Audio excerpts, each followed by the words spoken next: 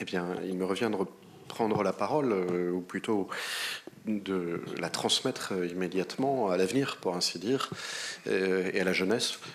J'ai l'honneur, le plaisir de vous présenter 5 étudiants qui sont en master de recherche et enseignement et qui viennent illustrer finalement cette journée ou ces journées pour évoquer les Jeux Olympiques de 1924. On a beaucoup parlé des...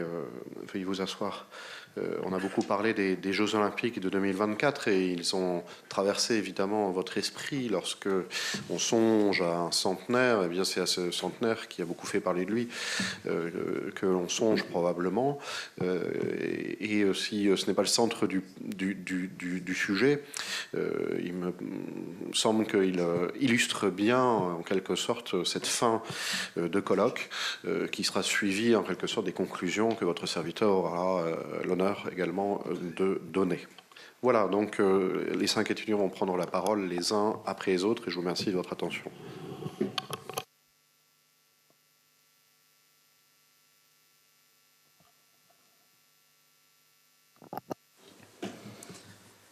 Bien, bonjour à tous. Tout d'abord, encore merci à Monsieur Millon de nous laisser l'opportunité de pouvoir prendre la parole face à vous aujourd'hui au cours de ce colloque. Aujourd'hui, notre propos se repose sur l'analyse des Jeux Olympiques de 1924 à travers une succession d'images. À la fin du XIXe siècle, au moment où s'affirme le triomphe des États-nations, le baron Pierre de Coubertin ressuscite la tradition hellénique des Jeux antiques et l'esprit olympique. Il souhaite que la renaissance des Jeux coïncide avec l'exposition universelle de Paris en 1900, mais il se voit ravir la primeur de l'événement par Athènes, où les premiers Jeux olympiques modernes sont organisés en 1896. Paris accueille les deuxièmes Olympiades en 1900, puis, en 1924, les huitièmes, celles dont notre étude fait l'objet aujourd'hui, qui se déroulent à Paris. Voici une affiche officielle des Jeux olympiques de Paris 1924.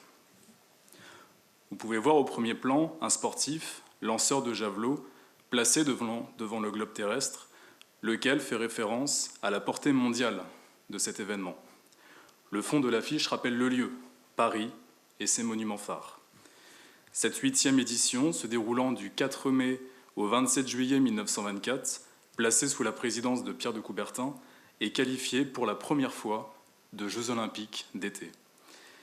Quelques mois auparavant, la France accueillait pour la toute première fois de l'histoire des Olympiades d'hiver, du 25 janvier au 5 février 1924, qui ne sont pas appelées JO d'hiver à l'époque et qui se déroulent à Chamonix-Mont-Blanc. Cette affiche illustre cette manifestation. Elle représente un aigle qui s'envole au-dessus d'une piste de bobsleigh dans un paysage hivernal propre aux Alpes. Il tient dans ses griffes une branche de palmier et la couronne de la victoire, attachée ensemble par un ruban aux couleurs du drapeau français. Alors pourquoi les Jeux de 1924 constituent un événement majeur ? Les Jeux de 1924 sont considérés comme les Jeux des premières fois, premières grandes infrastructures sportives, premier village olympique, première diffusion en direct à la radio, premier rituel des 3 drapeaux hissés dans le ciel du stade olympique lors de la cérémonie de clôture, première vedette sportive, première mise en avant des athlètes féminines et enfin, c'est la première fois que les Jeux sont considérés comme une fête culturelle internationale. Les Jeux de 1924 sont donc un événement capital dans l'histoire des Jeux. Après les échecs de 1900, où l'on parlait plutôt de concours internationaux d'exercice physique et sportif, et non de Jeux olympiques, les athlètes n'étaient même pas au courant qu'il s'agissait de la 2e édition des Jeux olympiques. Cette édition de 1924, de la Renaissance, donc, promettent la modernité et permettent à la France, après la Première Guerre mondiale, de démontrer toute sa puissance. Le mouvement sportif s'est structuré. Les fédérations internationales ont acquis du pouvoir et les valeurs de l'olympisme sont largement partagées. Mais surtout, la planète est complètement bouleversée par l'horreur de la Première Guerre mondiale. La paix revenue, les Jeux olympiques ont repris timidement en 1920 à Anvers, en Belgique, comme une façon de saluer le courage des Belges durant le conflit. Mais ceux de Paris, eux, doivent célébrer la puissance de l'un des principaux vainqueurs de la Grande Guerre, chef de file d'une Europe en reconstruction et centre d'un vaste empire colonial. L'Allemagne, elle, n'est pas conviée. En revanche, tous ses anciens alliés, vaincus, font leur retour au jeu. Autriche, Hongrie, Bulgarie et Turquie, qui a succédé à l'Empire ottoman. De son côté, l'URSS, elle, refuse de participer aux Jeux olympiques, symbole du nationalisme et du capitalisme bourgeois. En attendant, Paris enregistre de nouveaux records de participation. 44 nations des 5 continents sont présentes et plus de 3000 athlètes s'affrontent dans 17 disciplines au cours de 126 épreuves. Aujourd'hui, la question que nous allons aborder est la suivante. En quoi les Jeux olympiques de 1924 sont-ils la manifestation d'un renouveau pour la France d'après-guerre ? À travers l'analyse des images et des contextes historiques, nous chercherons donc à comprendre comment cet événement sportif majeur a symbolisé, pour la France, un moment de reconstruction. Pour répondre à cette problématique, nous structurerons notre réflexion en 3 parties. Dans un premier temps, nous analyserons les Jeux olympiques de 1924 comme une véritable vitrine publicitaire. Cet événement qui a été l'occasion pour la France de se projeter à l'international en présentant son dynamisme et sa capacité à organiser un tel événement. Dans un second temps, nous aborderons les épreuves sportives à travers des athlètes et joueurs d'exception, ainsi que des prouesses sportives. Enfin, nous évoquerons le réaménagement de la ville et de ses environs pour cette occasion. Bonjour à toutes, à tous. Pour ma part, je vais développer du coup les Jeux Olympiques de 1924 comme une vitrine publicitaire. Alors en effet, la France voit dans les Jeux Olympiques de 1924 qu'elle accueille une occasion d'affirmer son rayonnement international à travers ses athlètes, mais aussi son savoir-faire artisanal et industriel. Alors outre les concours artistiques qui sont intégrés aux Jeux, les thèmes du sport et du corps athlétique constituent une source d'inspiration pour la création d'objets et de souvenirs à visée commerciale et aussi commémorative. Alors tout d'abord, pour les objets à visée commerciale, les Jeux Olympiques de 1924 n'initient pas une pratique déjà existante dans les Jeux Olympiques précédents. Pourtant, elle va marquer une avancée tout de même assez importante et profitant notamment de l'essor économique et de la publicité de ces années. Alors, tout d'abord, comme objet, on trouve des objets ornés de symboles olympiques, comme des couteaux de poche, des cendriers lentons, mais également une série de 4 timbres postales commémoratifs qui est mise en circulation à partir d'avril 1924. C'est également à partir de ce moment-là qu'apparaissent les timbres spéciaux à validité limitée. Alors, le timbre représente des symboles de l'Olympisme, mais celui-ci en question, le timbre de 25 centimes, représente la ville de Paris. On voit une femme qui tient dans sa main une déesse de la victoire avec en arrière-plan Notre-Dame de Paris. Cependant, la réception des timbres reste majoritairement négative, et notamment par les philatélistes, comme le journal Le Timbre Poste, qui, je déclare, trouve les timbres. Non seulement les dessins sont hideux, mais l'exécution est en dessous de tout ce qu'on pouvait craindre, et qualifie ces timbres, je termine, d'une laideur imbattable. Alors, les Jeux Olympiques sont en effet utilisés comme une vitrine publicitaire par les marques, par les magasins, afin de promouvoir la vente d'objets, donc en utilisant l'événement. C'est le cas pour cette affiche que vous avez à gauche des pneus Pouchois, donc sans suspense, qui cherche à vendre des pneus, en représentant 4 cyclistes portant un vélo avec en arrière-plan les anneaux olympiques. Même chose pour les laboratoires pharmaceutiques Potaberge, qui diffusent une série de 10 cartes postales, alors là notamment représentant la course de haies, pour vendre une solution antiseptique. Là aussi, des grandes marques comme Coca-Cola créent des pins à partir des affiches olympiques, et des magasins comme Bon Marché vont distribuer des plans de Paris avec justement le programme des épreuves. Alors j'ai pas mis le plan, mais le plan justement sert à orienter les spectateurs vers les lieux de compétition, tout en incitant tout de même une clientèle plutôt aisée à se rendre dans les boutiques, justement, et notamment en indiquant la disponibilité d'interprètes en toute langue. Alors, c'est également la naissance de nouveaux supports publicitaires, comme l'éventail que va utiliser la maison de parfum Louis Toussaint Pivert pour promouvoir son parfum Volt en s'associant avec le caricaturiste René Prégélan, qui illustre ici donc, sa femme en tenue sportive, dont on reconnaît de gauche à droite l'alpinisme, le tennis, la natation, l'escrime et le rugby. Alors à côté de ces objets à visée commerciale, il y a surtout les objets à visée commémorative, et notamment les médailles. Alors, les médailles pour les Jeux Olympiques d'hiver de Chamonix, qu'on voit à gauche, 2000 exemplaires qui ont été réalisés, offerts aux athlètes olympiques, mais également à tous les participants et à d'autres personnalités. Et ici, c'est l'avers de la médaille, donc, qui représente un athlète tenant des patins avec des skis, et en arrière-plan, les Alpes et le Mont Blanc. Même chose pour les Jeux d'été de Paris de 1924. Et là, cette fois-ci, j'ai choisi le revers de la médaille, c'est le cas de le dire, justement, qui représente divers équipements sportifs, notamment d'été, mais aussi d'hiver, puisqu'on remarque un ski, et également des concours artistiques, avec la représentation d'une harpe en bas à gauche. Alors, il y a eu 914 médailles or, argent et bronze qui ont été réalisées, là, du coup, offertes pour les médaillés olympiques. Alors c'est aussi la réintroduction de certaines traditions qui existaient déjà, et notamment la remise de vases commémoratifs qui existaient dans les Jeux Olympiques de 1900, qui ont été un peu abandonnés. Et c'est vrai que justement, Pierre de Coubertin était un peu opposé à cette idée de remise de trophées à des pays hôtes, mais malheureusement pour lui, la commande passée auprès de la manufacture de Sèvres était déjà trop avancée pour pouvoir être annulée. Donc ainsi, 324 vases commémoratifs vont être réalisés, offerts notamment aux athlètes olympiques, dont quand même 65 vont être offerts à d'autres personnalités. Alors il existe en fait 4 types de vases, représentant chacun 4 scènes différentes. Donc là notamment on voit l'escrime, le polo, la lutte. Donc au total 16 disciplines sont représentées. Alors, il y a aussi tous les diplômes, donc 10 700 diplômes qui vont être offerts à tous les participants, donc portant notamment les signatures de Justin Clary, donc le président du Comité olympique français, et Pierre de Coubertin, donc le président du Comité olympique international. Alors il y a enfin les médailles souvenirs offerts à tous les participants des Jeux de Paris, plus des insignes offerts aux officiels, à la presse, aux juges et aux membres du comité qui ont contribué au bon déroulement justement de ces Jeux Olympiques d'hiver mais aussi d'été. Donc les Jeux Olympiques célèbrent à la fois l'esprit sportif mais ont également servi de plateforme publicitaire dans la promotion que ce soit d'objets souvenirs ou commémoratifs.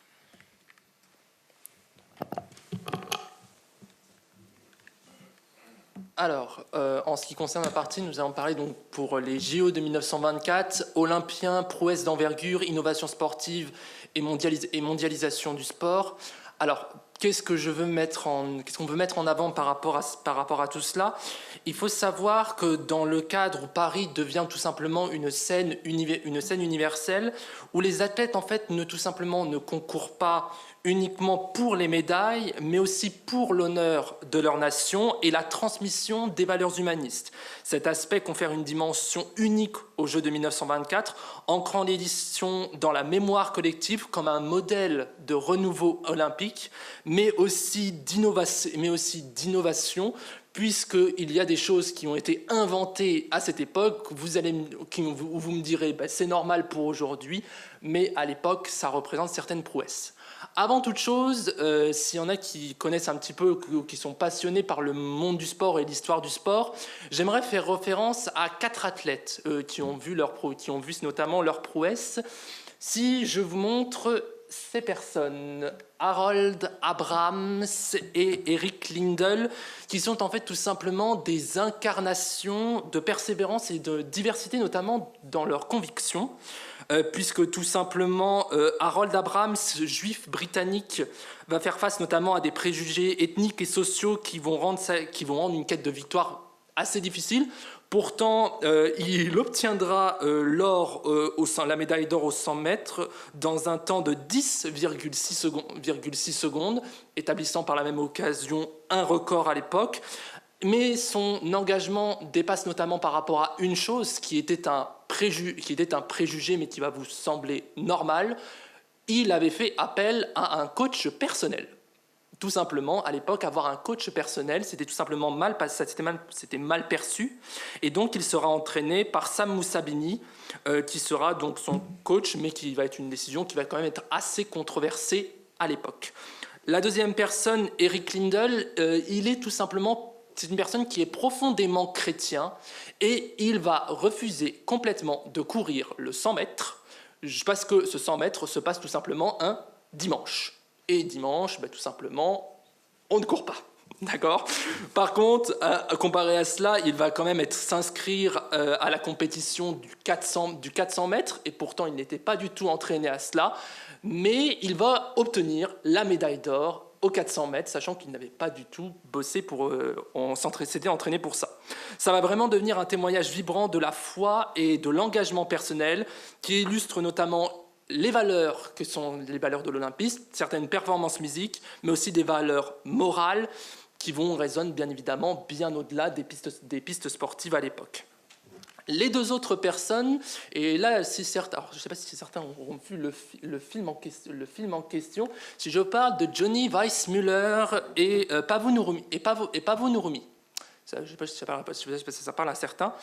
Johnny Weissmuller, alors il va s'illustrer, c'est un nageur américain d'origine roumaine qui va notamment révolutionner la natation en adoptant le crawl comme technique prioritaire qu'il va utiliser.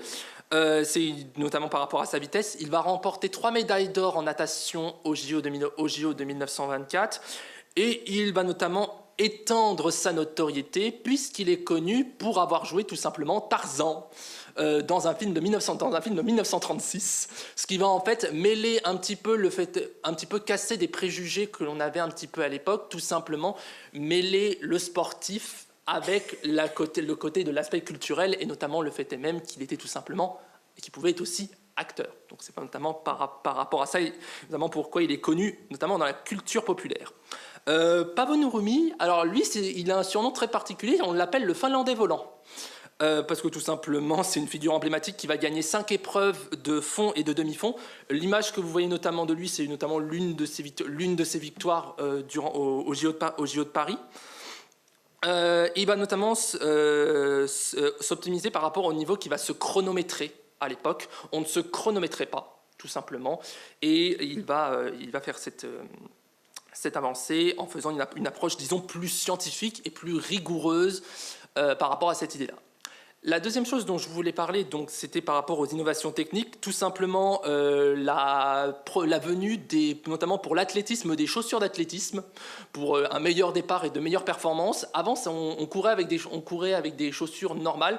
On va quand même se dire que prendre des chaussures d'athlétisme, ça évite quand même certains problèmes à l'époque. Il va y avoir aussi les lunettes de natation qui vont se mettre durant les JO de 1924 qu'elles vont être développées pour améliorer la visibilité et la résistance à l'eau.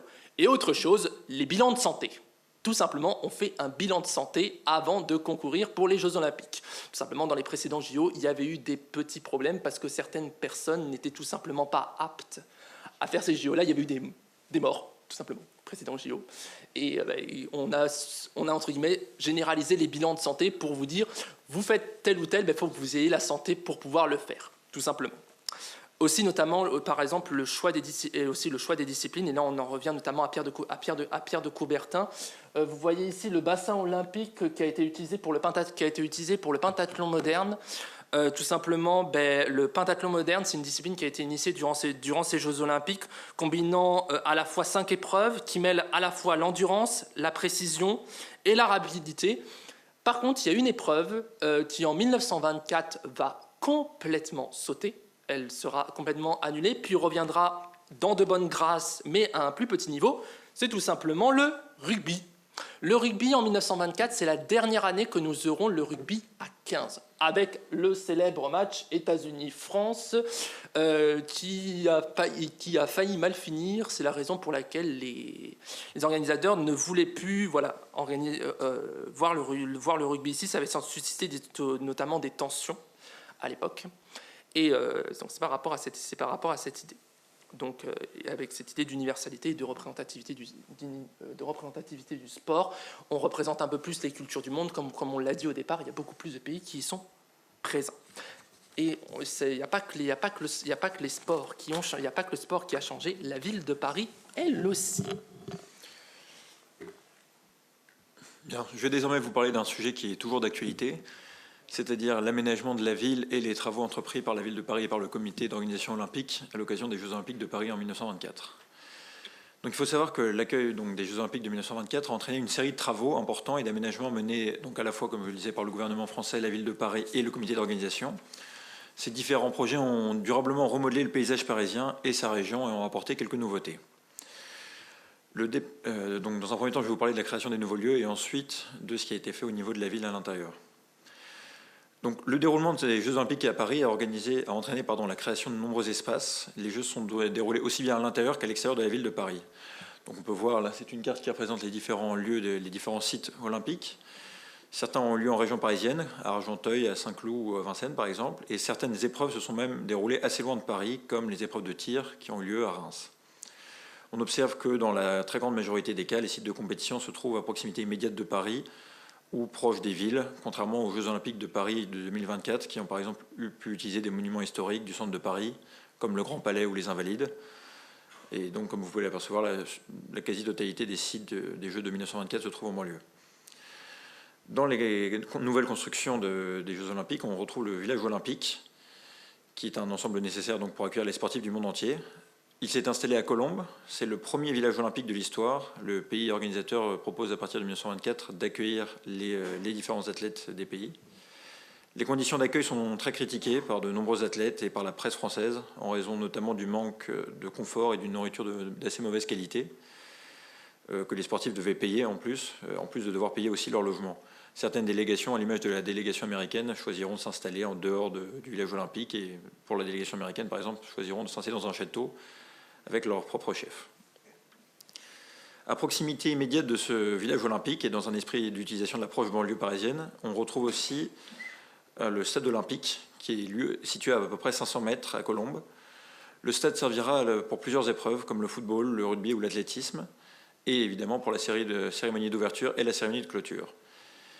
Il est intéressant de noter que ce stade qui a donc survécu aux Jeux olympiques de 1924 resservira pour les Jeux olympiques de 2024 et servira pour les épreuves de hockey et sera évidemment à l'occasion complètement réaménagé et supportera de nombreux travaux. L'un des autres grands projets de 1924 est la construction de la piscine des Tourelles, qui est aujourd'hui appelée la piscine Georges Valeret, que vous avez déjà pu apercevoir tout à l'heure dans l'exposé de Clément. Elle est située dans le 20e arrondissement de Paris. Elle a servi à accueillir différentes épreuves de natation et les épreuves de water-polo. Elle dispose de 10 000 places et peut accueillir évidemment donc une très grande capacité d'accueil pour les spectateurs, ce qui est très nouveau. À l'occasion des Jeux olympiques de 2024, elle a resservi, elle a été complètement rénovée et elle a servi pour le coup de lieu d'entraînement et non pas de site officiel pour le déroulement des compétitions. En plus de ces différents lieux construits à l'occasion des Jeux olympiques, on retrouve une campagne de travaux menée par la ville de Paris afin d'aménager les accès et faciliter le transport entre les différents lieux.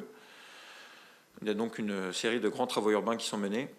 Dans l'optique d'accueillir les Jeux, la ville de Paris faut mieux faciliter les déplacements et par exemple pour rejoindre le stade olympique de Colombes décide de construire une gare et un arrêt situé lui aussi à proximité immédiate à environ 500 mètres du stade olympique de Colombes qui permet de préparer un accès rapide entre de la ville au stade. La circulation automobile, ça aussi ça reste d'actualité, a été particulièrement difficile pendant toute la période des Jeux olympiques et a nécessité la présence de nombreux agents de circulation. Les organisateurs avaient ont à peu près prévu d'avoir 30 000 voitures faisant des allers-retours quotidiens entre la ville de Paris et le stade olympique de Colombes, alors qu'aucun stationnement n'était prévu à l'époque.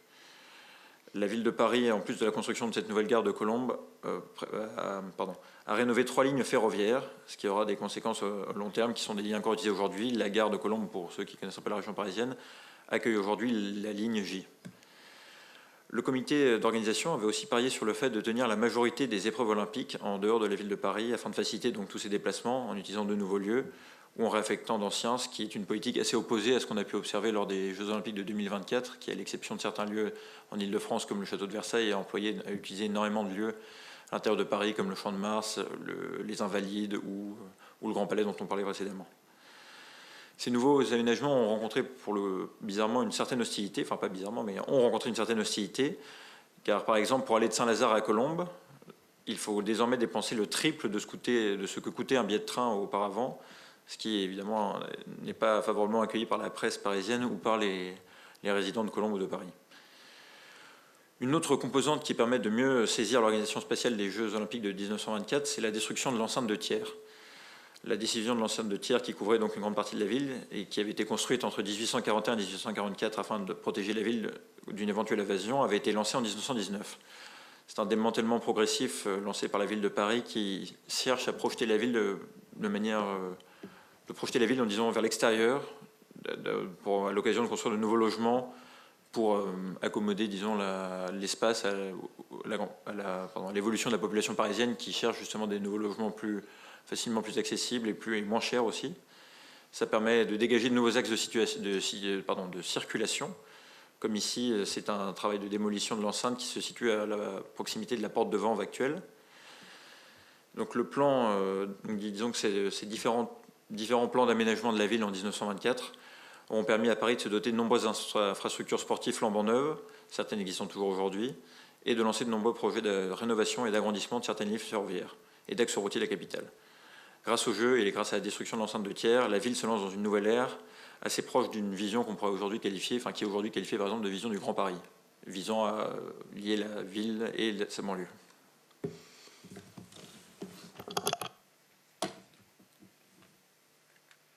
On va pouvoir passer à la conclusion. C'est ainsi que se clôture le 27 juillet 1924 la 7e édition des Jeux Olympiques modernes, compétition sportive qui avait débuté le 5 du même mois par un lâcher de pigeons suite au discours du président de la République Gaston Doumergue.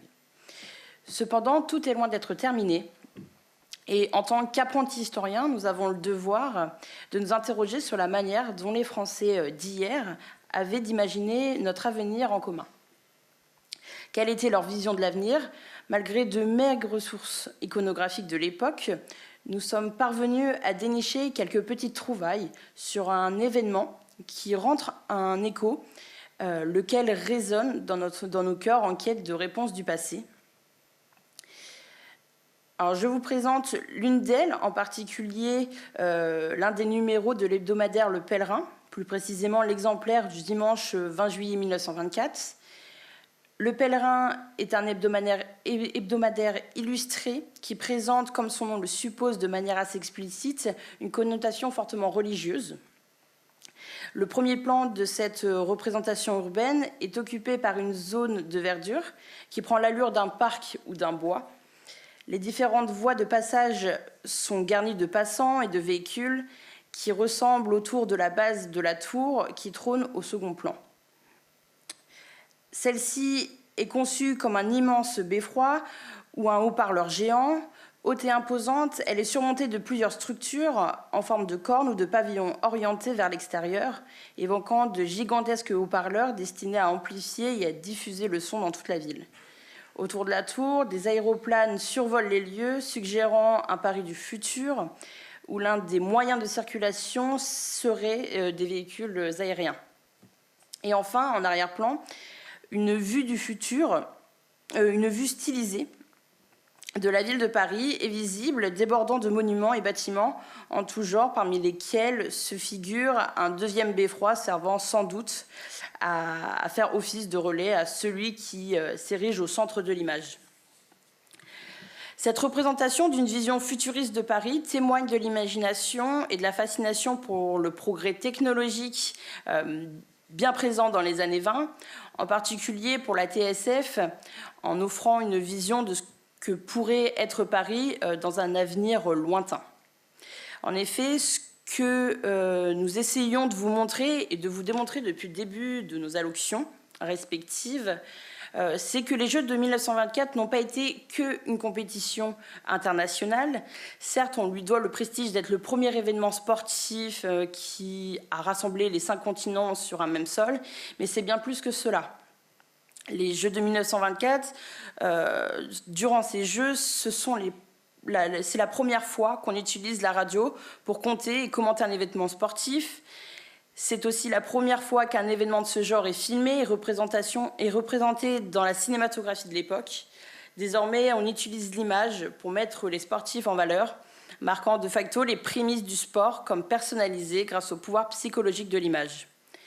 Qui aurait cru, en 1924, à l'heure de l'apogée du cinéma muet, que la civilisation de l'image naissante aurait laissé sa place à la civilisation de l'audiovisuel, c'est-à-dire de l'image parlante, à une civilisation qui, pour reprendre les mots du philosophe Gaston Bachelard, subit plus que jamais, pour le bien comme pour le mal, l'action en image. Une telle cérémonie, c'est une commande de la nation qui se met en scène. C'est l'État qui prend la parole. La France, parce qu'elle a remporté la Première Guerre mondiale et parce qu'elle a organisé les Jeux Olympiques de 1924, avait le devoir moral d'apparaître comme la première puissance d'Europe. Plus que quelques semaines et l'année 2024 s'achèvera. Et viendra l'heure où nous pourrons légitimement nous demander, au regard de ce colloque qui est sur le point de se conclure, si Paris 2024 a été à la hauteur de l'enjeu du moment, à la hauteur de l'histoire, ou si Paris 2024 s'est fait écho de 1924 en insufflant un renouveau pour notre siècle. J'espère que cette parenthèse sportive vous a intéressé et que le récit de cet événement, qui a été illustré par les étudiants de Master 1 Histoire et qui a été raconté par nous, étudiants de Master 2, vous a donné envie de voyager dans le Paris de 1924 et de poursuivre cette petite histoire de France par vous-même. Nous vous remercions pour votre attention et pour votre écoute et vous laisse désormais entre les mains de Monsieur Millon pour la conclusion de ce colloque.